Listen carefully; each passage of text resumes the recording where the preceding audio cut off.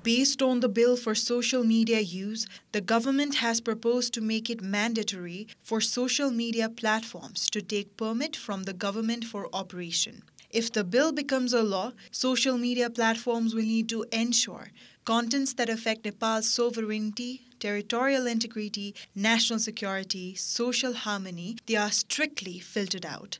The operators will need to put in place a mechanism for content moderation.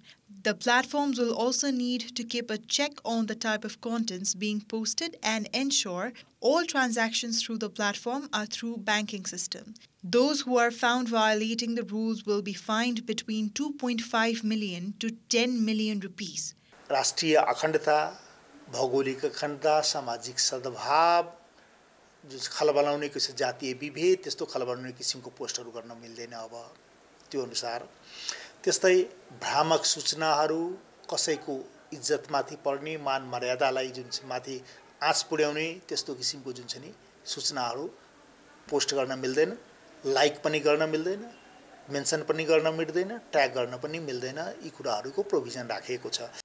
The bill also provisions for holding the users accountable by prohibiting them from posting contents that hurt anyone's dignity, using words that are disrespectful, making trolls of people's pictures, defame anyone, and post hate speech, among others. Users will also be prohibited from sharing, liking, or reposting using hashtags, subscribing to such accounts, or mentioning in such contents. Those who are found violating the regulation, imitating such contents, sharing or spreading superstitions would be fined up to 500,000 rupees. Any platform operating without permission would be fined up to 2.5 million rupees. For those who act against national interests or engaged in cyberbullying will be fined up to 300,000 rupees and or face up to 2 years jail term. Anyone found guilty or hacking someone else's ID or information can face up to 3 years in jail and or up to 1.5 million rupees fine. Those found guilty of cyber stalking, making false allegations, threatening anyone of misbehaving can face up to 3 years of jail sentence or up to 500,000 rupees in fine. Phishing and imposter scams would be subject to up to 3 years in jail and or up to 1.5 million rupees in fine.